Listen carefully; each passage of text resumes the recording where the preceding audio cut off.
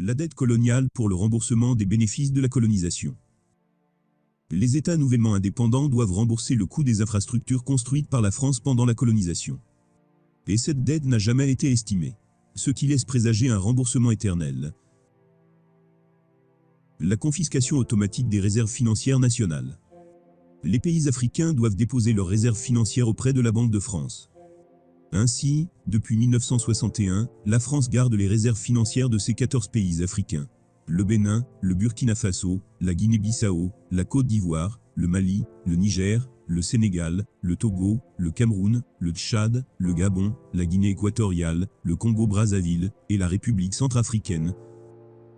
Mais le pire, ce n'est qu'aucun de ces 14 pays ne connaît réellement quelle est sa part individuelle dans ces réserves financières détenues par l'administration du Trésor français. Pire encore, la France leur permet d'accéder à seulement 15% de leur argent chaque année. Et si jamais un de ces pays avait besoin de plus que cela, il doit emprunter de l'argent supplémentaire à partir de son propre argent détenu dans le Trésor français à des taux commerciaux. Une véritable arnaque légalisée par la France et approuvée par les chefs d'État africains qui ont signé ces accords. Le droit d'exclusivité sur toute ressource naturelle découverte dans ces pays. La France a le premier droit d'achat des ressources naturelles de la terre de ses ex-colonies. Ce n'est qu'après que la France ait exprimé son désintérêt que les pays africains sont autorisés à chercher d'autres partenaires. Priorité aux intérêts et aux entreprises françaises dans les marchés publics et appels d'offres publics. Dans l'attribution des marchés publics, les entreprises françaises ont la priorité sur l'attribution, même si les pays africains peuvent obtenir un meilleur rapport qualité-prix ailleurs. Le droit exclusif de fournir des équipements militaires et de former les officiers militaires des colonies. Grâce à un système sophistiqué de bourses, de subventions et d'accords de défense attachés au pacte colonial, les Africains doivent envoyer leurs officiers supérieurs en formation en France. C'est ainsi que la France a formé des centaines, voire des milliers de traîtres, dont une grande partie sont tous encore en sommeil et attendent leur activation en cas de besoin. Pour un coup d'État par exemple. Le droit pour la France de déployer des troupes et d'intervenir militairement dans le pays pour défendre ses intérêts. En vertu des accords de défense attachés au pacte colonial, la France a le droit d'intervenir militairement dans les pays africains et aussi de stationner des troupes en permanence dans les bases et installations militaires entièrement gérées par les Français. L'obligation de s'allier avec la France en cas de guerre ou de crise mondiale. En 1940, il n'a fallu que 6 semaines à l'Allemagne pour vaincre la France et s'emparer de Paris. Et ce n'est que grâce aux millions de soldats africains qui se sont battus avec la France que le nazisme et le fascisme a pu être vaincus au cours de la Seconde Guerre mondiale. Bien que leur contribution soit souvent ignorée ou minimisée. Mais la France sait pertinemment que les Africains pourraient leur être d'une grande utilité pour sauver la grandeur de la France à l'avenir. Renoncer à toute alliance militaire avec d'autres pays, sauf autorisation de la France. Les alliances militaires régionales en Afrique sont pratiquement inexistantes. La plupart des pays ont des alliances militaires uniquement avec la France, car cette dernière leur a tout simplement interdit d'avoir d'autres alliances militaires avec d'autres pays. L'obligation d'utiliser le franc CFA, franc des colonies françaises d'Afrique. C'est une véritable poule aux œufs d'or pour la France. Ce système est même dénoncé par l'Union européenne. En effet, lors de l'introduction de la monnaie euro en Europe, les autres pays européens ont été consternés par la découverte de ce système monétaire, avec lequel la France continue d'exploiter l'Afrique. Beaucoup, notamment les pays nordiques, lui ont même suggéré de se débarrasser de ce système, mais sans succès. Le franc CFA est toujours la monnaie utilisée dans 14 pays d'Afrique. La France n'est toujours pas prête à renoncer à ce système économique datant de la colonisation, qui assure environ 500 milliards de dollars aux caisses du Trésor français. La dernière obligation non moins importante, c'est que chacun de ces pays, pour obtenir son indépendance, il doit faire du français la langue officielle du pays, et aussi la langue pour l'éducation. En d'autres termes, si vous voulez devenir indépendant, alors vous devez impérativement parler français. On en parle peu, mais la décolonisation de l'Afrique a rompu l'équilibre linguistique mondial. Des millions d'Africains parlent français, ce qui redonne à cette langue un nouveau statut international. C'est en gros les 10 principaux commandements avec lesquels la France continue encore de plier l'Afrique en toute impunité. Mais la question qui nous vient tout de suite à l'esprit après la lecture de ces accords, c'est comment les dirigeants africains ont été si stupides pour accepter de les signer. Sachez que cette signature ne s'est pas faite de gaieté de cœur. Beaucoup de leaders africains de l'époque étaient contre ces accords. Et c'est là qu'entre en scène Jacques Foccart. Chaque leader africain qui est hostile à ce projet, Foccart fait en sorte que ce dernier soit emprisonné ou assassiné, allant même jusqu'à organiser des coups d'État pour mettre en place des leaders plus favorables au projet gaulien. Le président guinéen Ahmed Sékou Touré a été le premier leader africain à dire non au projet gaulien. Et la sanction ne s'est pas fait attendre. Les services secrets français inondent le marché guinéen par de la fausse monnaie, ce qui a très vite provoqué l'effondrement de l'économie guinéenne. Et ça, ce n'est qu'un petit message adressé aux autres leaders africains qui vont oser contester ce projet. Au Cameroun, c'est un certain Félix Mounier, principal opposant du premier président camerounais, Amadou Ahidjo, mis en place par Foccart, qui devient très vite une sérieuse menace pour le projet gaulien. C'est alors qu'en 1960, William Bechtel, réserviste des services de renseignement extérieur français, est envoyé à Genève pour assassiner Félix Mounier sur ordre du Premier ministre Michel Debré, conseillé par Jacques Foccart. Il se fait passer pour un journaliste et l'invite au restaurant du Plaque d'Argent dans la vieille ville, où il l'empoisonne avec du thallium versé dans son apéritif. Et la liste des victimes de Foccart est encore très longue. Il devient l'arme fatale du général de Gaulle en Afrique. Aujourd'hui, les Français traitent les leaders africains de dictateurs, car ils ne veulent jamais quitter le pouvoir. Alors qu'en réalité, c'est ces mêmes Français qui les ont mis en place.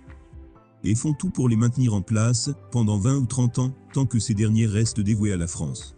L'histoire, par également l'amitié et par l'économie, par surtout les liens humains. Nous avons beaucoup de Français qui vivent en Afrique. Beaucoup d'Africains qui vivent en France. Et c'est une chance considérable, parce que ça nous permet, au-delà même de la francophonie, par ailleurs, bientôt langue africaine, mais au-delà même de ce lien culturel, il y a comme une convergence d'intérêts communs. Il y a des dizaines de pays africains où la France imprime une monnaie, le franc des colonies.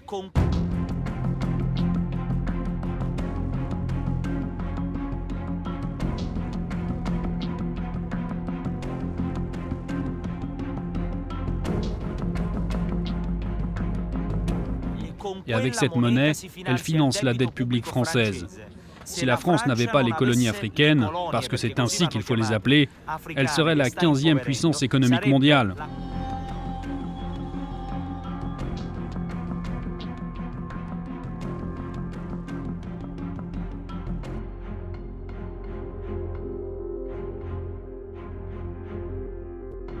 L'Afrique perd bien plus qu'à l'époque coloniale. Au XXIe siècle, elle perd ses infrastructures, ses minerais et ses ressources halieutiques.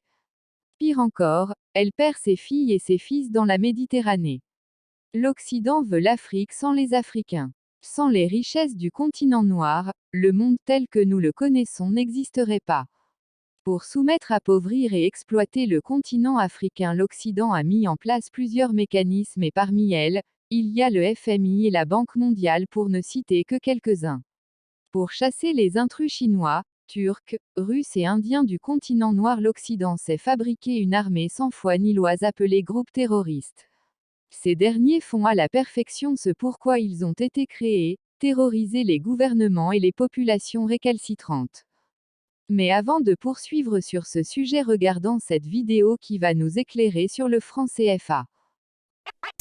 ECO. C'est le nom de la monnaie unique qu'ont retenu le 29 juin 2019 les chefs d'État et de gouvernement de la Communauté économique des États de l'Afrique de l'Ouest. Année de mise en circulation annoncée, 2020. Conséquence, l'ECO relèguera sur les étagères de l'histoire les monnaies qui ont cours aujourd'hui dans cette partie de l'Afrique. Comme par exemple le franc CFA, la monnaie de 8 pays sur 15 de la CEDEAO. Autant dire que l'enjeu est de taille. Pour comprendre pourquoi, il faut faire un peu d'histoire. En 1945, la France crée une unité monétaire, le franc CFA. CFA ? CFA pour Colonie française d'Afrique. En 1958, le CFA devient le franc de la Communauté française d'Afrique. Puis au fur et à mesure de la décolonisation, la zone africaine du franc CFA se réduit. Après les indépendances, il deviendra le franc de la communauté financière d'Afrique dans ces pays-là, et dans cela, le franc de la coopération financière en Afrique centrale. Mais plus d'un demi-siècle après l'indépendance de ces pays, c'est toujours la France qui gère la monnaie de ses anciennes colonies, une situation unique au monde. En clair, ces 14 pays africains sont sous la tutelle du ministère français des Finances. Dans les faits, le Trésor public français, donc l'administration française, fixe le taux de change en euros du franc CFA. Et cette parité franc-euro oblige les banques centrales des pays africains de ces deux zones monétaires à déposer 50% de leurs réserves de change à la Banque de France. Petite anecdote au passage, billets et pièces CFA, le tout est imprimé et façonné en France. Le principal avantage de ce lien avec la France et donc avec l'euro, c'est la stabilité économique et monétaire dans cette zone. Échanges commerciaux facilités entre ces pays, dette publique limitée, l'inflation de ces pays est plutôt maîtrisée alors que certains voisins comme le Libéria ou le Nigeria sont aux prises avec une inflation capricieuse. Mais ce lien avec l'euro présente aussi des inconvénients importants. Par exemple, la dépendance monétaire. Comme on l'a dit avant, ces pays doivent déposer 50% de leurs réserves d'argent en France. Pour les critiques de ce système, ces dépôts privent les pays concernés de liquidité, c'est-à-dire de monnaie immédiatement disponible pour investir notamment. En plus, ils n'ont pas le droit de créer de la monnaie supplémentaire, en cas de prévision de croissance par exemple, d'où un manque de crédit, notamment pour les entreprises. Donc, un développement potentiellement ralenti de ces pays. On a un rationnement du crédit. Donc c'est clair, les banques africaines en zone franc ne prêtent ni aux ménages ni aux entreprises. Elles prêtent très peu et quand elles prêtent, les taux d'intérêt sont très élevés.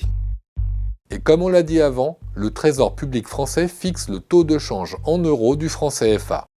Autrement dit, ces États n'ont pas la main sur le cours de leur monnaie. Ce qui fait que quand l'euro est fort, le franc CFA est fort aussi. Et ça, c'est un problème pour exporter vers des pays où la monnaie est faible. Plus de blabla, on veut plus du franc CFA. L'histoire est en marche, nul ne l'arrêtera. On n'en veut plus, on n'en peut plus, on est plus que convaincus. Ce ne sont plus des murmures, mais la clameur de la rue. Du coup, l'idée d'un CFA exit, c'est tentant. D'abord, même symboliquement, ce serait un bon moyen de s'affranchir de la tutelle de Paris pour toutes les raisons qu'on a vues avant. Mais au risque de se retrouver sous la coupe d'un autre poids lourd économique situé, lui, dans la région. Le Nigeria, un pays pétrolier qui représente les 2/3 du PIB de la zone et la moitié de sa population. N'empêche, pour ses partisans, le passage à l'éco comme monnaie unique boosterait le commerce à l'intérieur de la CEDEAO. La marge de progression est immense, puisqu'actuellement, les pays de la CEDEAO exportent à peine 10% de leur production entre eux. Mais pour les détracteurs de l'éco, cet argument ne tient pas. Ils prennent le cas des pays de la CEMAC, qui ont une monnaie unique, le franc CFA, depuis plus de 70 ans. Et malgré ça, ils ne commercent pas beaucoup entre eux.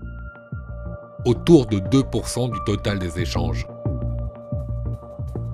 Enfin, et surtout, pour tourner la page du franc CFA, ces pays, comme tous ceux de la CEDEAO, doivent d'abord être économiquement solides. Ils doivent remplir certains critères dits de convergence. Par exemple, inflation inférieure ou égale à 5%, déficit budgétaire qui ne doit pas dépasser 3% du PIB, réserve d'argent, etc.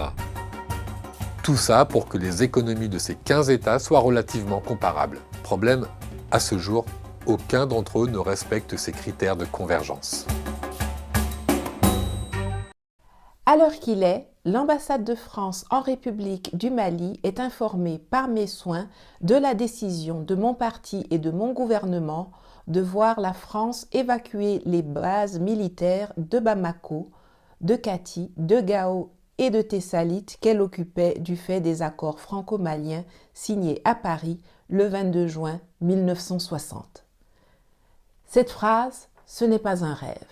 Elle a été prononcée par Modibo Keïta, président du Mali indépendant, le 20 janvier 1960 dans une adresse à la nation. Alors, comment se fait-il qu'exactement 61 ans plus tard, le 20 janvier 2021, à Bamako, le gouvernement malien fait interdire et disperser à coups de gaz lacrymogène une manifestation réclamant le départ de l'armée française du Mali? Qu'est-ce qui n'a pas marché? Comment en est-on arrivé là? Bonjour à toutes et à tous. J'ai décidé cette semaine de vous parler d'un de mes sujets de prédilection, l'occupation militaire de l'Afrique par la France. Nos centres d'attention seront le Mali et la Centrafrique. Mais avant cela, je voulais d'abord vous remercier pour les retours positifs pour ma vidéo sur le franc CFA qui montre que de plus en plus de gens sont conscientisés en Afrique. Donc, après le volet monétaire, on va continuer aujourd'hui sur cette lancée avec la défense. Hier s'est terminé à N'Djamena le sommet du G5 Sahel, un cadre de coopération dont l'objectif principal était de coordonner les efforts en matière de sécurité, qui a été fondé en 2014 par un groupe de 5 pays sahéliens confrontés à des attaques terroristes. Il s'agissait du Burkina Faso, du Mali, de la Mauritanie, du Niger et du Tchad, mais dont le patron, le 6e membre, jamais compté, mais bien omniprésent, est de facto la France. C'est marrant d'ailleurs, quand les sommets ont lieu en Afrique, Macron envoie ses sous-fifres Le Drian et Parly, mais quand il ordonne la tenue d'un sommet en France, comme l'an dernier à Pau par exemple, tous ces larbins africains, qui sont accessoirement nos chefs d'État, accourent ventre à terre pour se voir imposer des conditions par la métropole qu'ils ne pourront pas et ne sauront remplir. Un cercle vicieux, et ce sont les civils, malheureusement, qui en payent le prix fort. Toujours ce même mercredi 20 janvier 2021, c'est une date symbolique et vous le savez, les symboles ça compte, je vous en ai parlé dans ma dernière vidéo dont je mets le lien en haut pour ceux qui ne l'auraient pas encore vu. La ministre française des Armées était auditionnée par la Commission des Affaires étrangères du Sénat français. J'ai regardé cette audition et je dois avouer que cela n'a pas été facile de garder mon calme. Pour vous, je vais revenir sur quelques déclarations faites lors de cette séance et je vais les commenter. Il n'y a pas de raison que je sois la seule à m'énerver, n'est-ce pas? Encore que eux, en France, ont au moins des parlements qui travaillent, qui questionnent, qui enquêtent. Pas comme nous, qui organisons des élections législatives et qui créons des sénats inutiles pour aller rémunérer des centaines de gens qui ne foutent rien, qui n'ont aucun pouvoir et qui ne se comportent jamais comme les représentants des peuples, mais toujours comme les perroquets des présidents de la République. D'ailleurs, dites-moi en commentaire, en précisant votre pays, s'il y a déjà eu en direct à la télévision des auditions de vos premiers ministres ou de vos ministres de la Défense sur le sujet du terrorisme, de la sécurité, de la défense, de l'opération Barkhane, des conflits en Centrafrique, en Casamance, en RDC, au Cameroun, au Tchad, etc. Mais revenons à Paris. La ministre Florence Parly s'est fait un plaisir d'entamer son propos en rappelant les raisons de la présence militaire française au Mali. Je la cite. En 2013, alors que les colonnes djihadistes fonçaient sur Bamako, les autorités maliennes ont fait appel à nous pour éviter la chute de leur État. Fin de citation. Bien. Bravo. Sauf qu'aujourd'hui, c'est prouvé que cette histoire, ce n'était rien d'autre qu'une légende inventée pour justifier une intervention militaire qui était en préparation depuis de nombreuses années. Je cite. « Aucun avion de reconnaissance, aucun satellite français comme américain n'a jamais pris de mouvement massif en flagrant délit. Jamais un conseiller n'a déposé sur la table du président les clichés fatidiques. » Fin de citation, a constaté l'historien français Jean-Christophe Notin, auteur de La guerre de la France au Mali, paru chez Talandier. Je vous mets le lien dans la boîte de description pour que vous puissiez vous procurer le bouquin pour ceux que ça intéresserait. Les faits sont têtus. Lorsque le 11 janvier 2013, dont il dira plus tard qu'il a été le plus beau jour de sa vie, lorsque donc François Scooter Hollande donne l'ordre à l'armée française d'intervenir au Mali, ce sont 2 hélicoptères Gazelle qui vont détruire 2 pick-up à Konna, dans la région de Mopti, au centre du pays. Ça fait hyper léger la colonne. Vous ne trouvez pas ? Concernant la deuxième partie de son propos introductif, j'ai une question à poser à Madame la ministre des Armées. Si vous êtes intervenu pour éviter la chute de l'État malien, comment expliquez-vous qu'une fois sur place, vous travaillez main dans la main avec les sécessionnistes armés du MNLA, du Mouvement National de Libération de l'Azawad, qui torpillent justement la souveraineté territoriale du Mali? Comment vous réconciliez ces 2 choses qui sont aux antipodes l'une de l'autre? Lors de cette même audition, le président de la dite commission, Christian Cambon, affirmait que, je le cite, la poussée djihadiste reprendrait immédiatement après le départ des troupes françaises, ajoutant que l'opération Serval, qui était le nom de l'opération en 2013 et qui a évolué en Barkhane par la suite, donc que l'opération Serval a permis d'éviter que les djihadistes prennent le pouvoir et qu'ils établissent un sanctuaire sur une partie du territoire malien. Fin de citation. Ah bon ? Pour vous permettre de tirer vous-même vos conclusions, vous qui me regardez, je vais vous présenter 2 cartes prises sur le site du ministère des Affaires étrangères français, le Quai d'Orsay. Ça, c'est la carte de la région au moment où l'armée française intervient en 2013. Les zones en rouge sont celles où il était fortement déconseillé de circuler. Regardez maintenant où on en est 8 ans et 5100 soldats français plus tard. Sans commentaire. Le parlementaire français a aussi eu le toupet de justifier que leurs militaires soient au Sahel depuis 8 ans sans gagner la guerre en disant que la présence de Barkhane s'inscrit dans le temps long. Mais dans la même phrase, il a le culot de trouver que le processus démocratique au Mali n'avance pas assez vite 5 mois après la démission de IBK. Sans blague.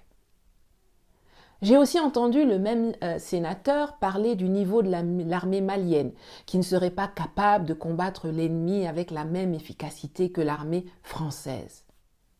Quelle audace! Mais ça, c'est la faute à qui?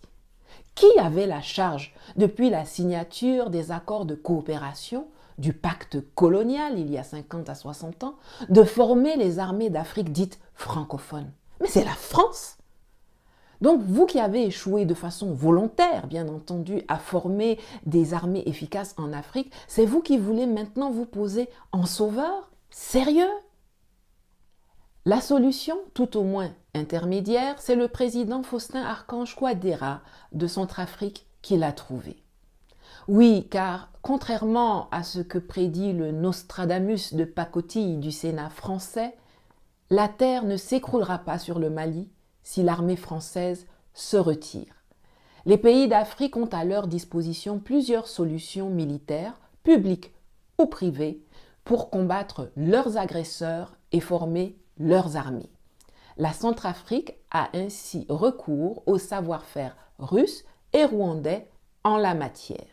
Alors bien sûr, toujours aussi nuisible et ne digérant pas son éviction de ce qu'elle considère comme sa propriété, la France essaye par tous les moyens de lui mettre les bâtons dans les roues.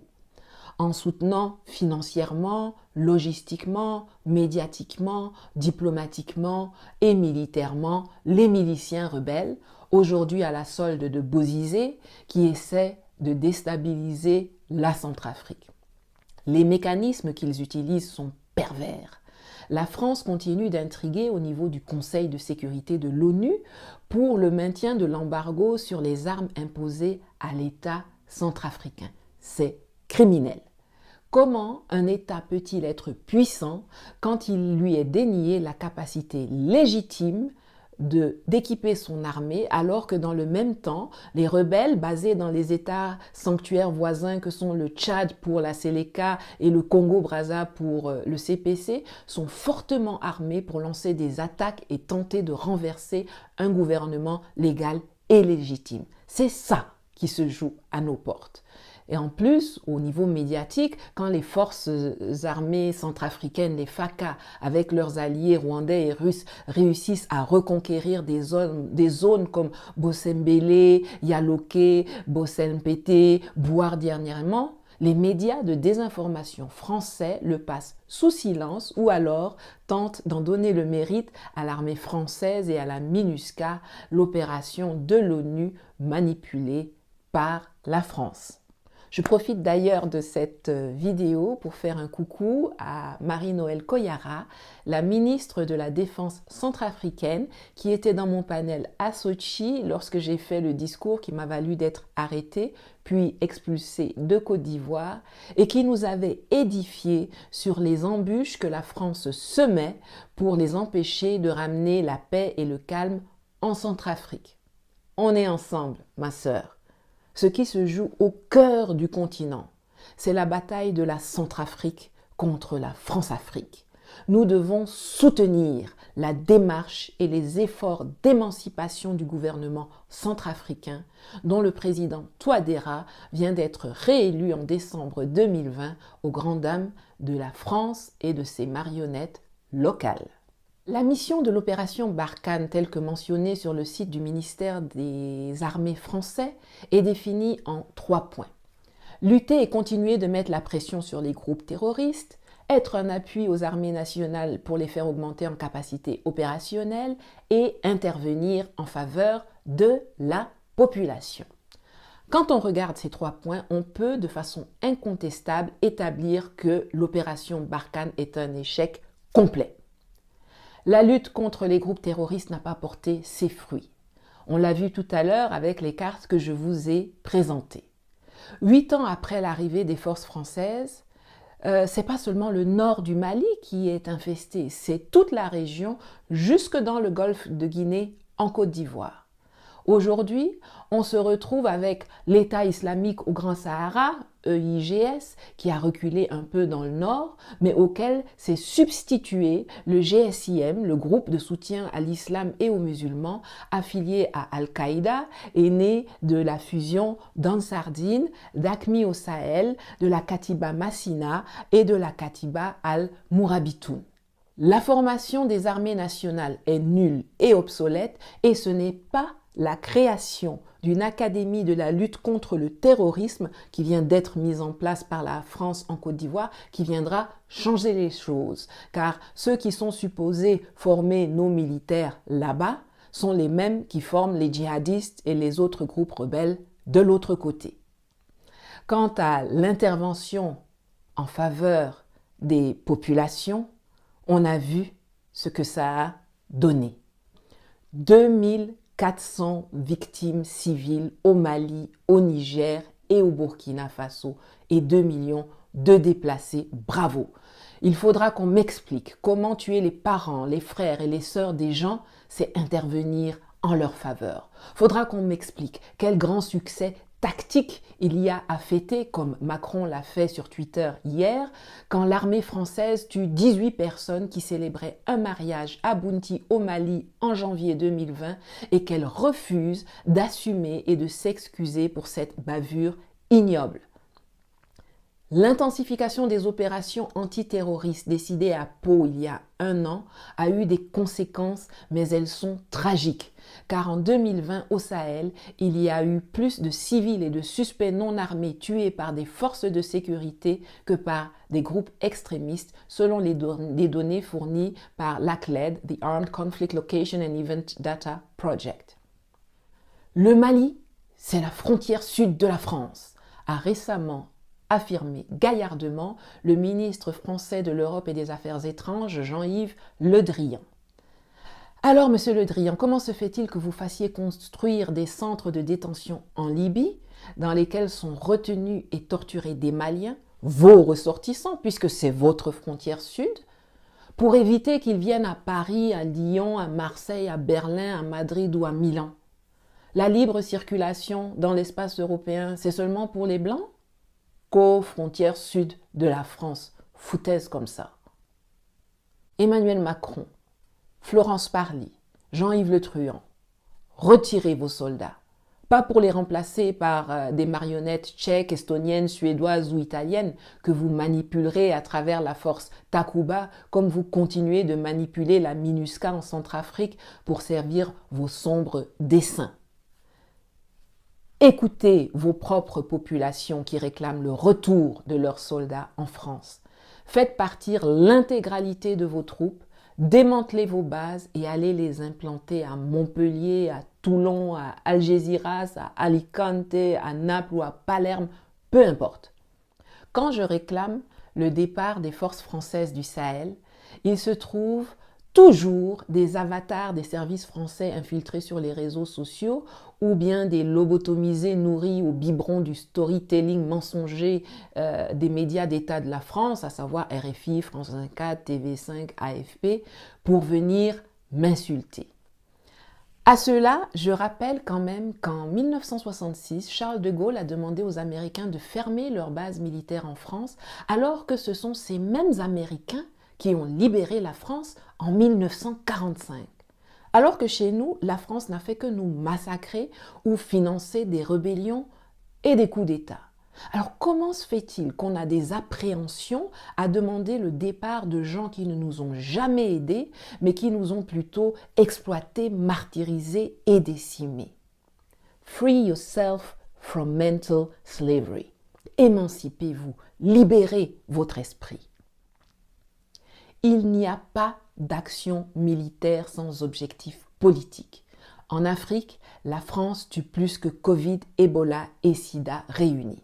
La présence de l'armée française sur le sol africain n'est pas légitime. C'est une armée d'occupation qui n'a qu'une seule mission. Elle est le moyen que met en place la France pour assouvir son objectif politique qui est de consolider la colonisation française en Afrique dite francophone. L'armée française est un cancer qui se métastase à une vitesse extraordinaire chez nous.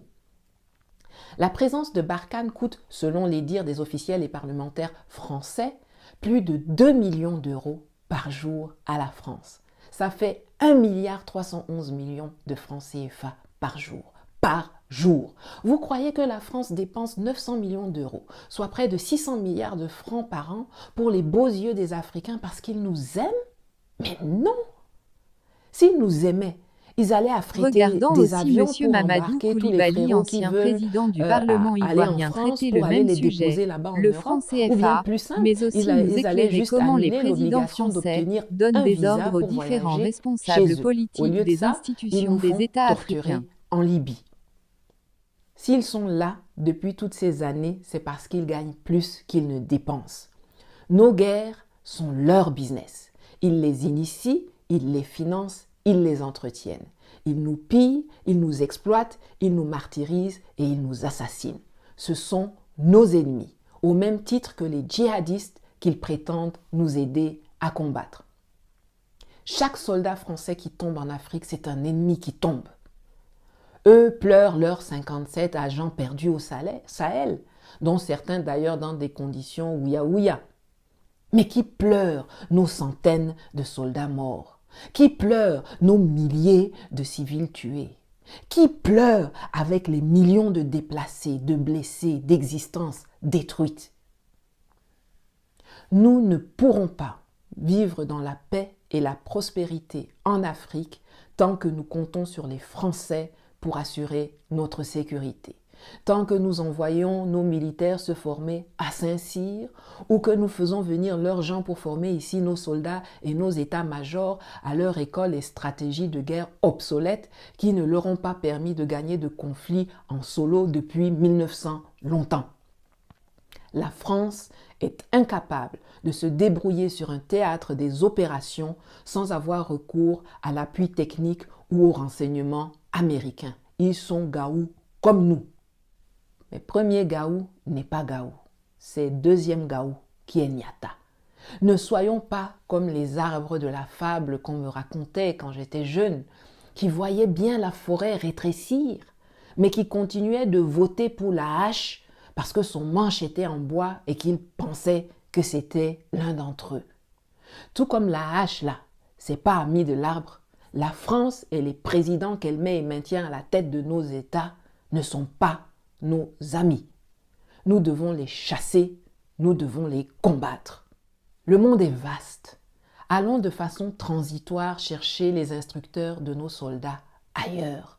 Allons les chercher auprès des États ou des sociétés privées, en Chine, en Russie, en Turquie, en Israël, aux USA, à Cuba, en Corée, peu importe, où vous voulez, mais loin de la France et si possible loin de l'Europe tant que cette dernière s'affichera complice des turpitudes françaises en Afrique. C'est une solution temporaire, en attendant d'avoir reformé nos soldats, réinitialisé et actualisé le logiciel de nos militaires, de les avoir équipés de sorte à en faire des armées puissantes et disciplinées, capables non pas de fomenter des coups d'État contre les gouvernements de leur pays, mais de s'unir pour défendre vaillamment et implacablement les frontières de nos espaces communautaires. Je veux encore une fois souligner que le recours à des alliés extérieurs n'est valable que pour une période intérimaire, car ce serait vraiment complètement contre-productif de vouloir sortir des griffes d'un colon pour aller se jeter dans la gueule d'un autre. Ce seront des accords ponctuels, gagnant-gagnant. La solution finale et pérenne ne pourra qu'être endogène, elle ne pourra venir que de nous-mêmes. C'est à partir de ce moment-là qu'on va vraiment pouvoir peser sur la scène mondiale et se faire respecter. Voilà, je m'arrête ici aujourd'hui. Ce genre de prise de parole de ma part augmente la haine de l'État français contre moi et fera sans doute redoubler les tentatives de ses agents pour me faire taire, peut-être à jamais. Mais je n'ai pas peur. Et si j'ai pu éveiller votre conscience, alors, quoi qu'il m'arrive, je sais que la lutte continuera jusqu'à la victoire finale. À bientôt.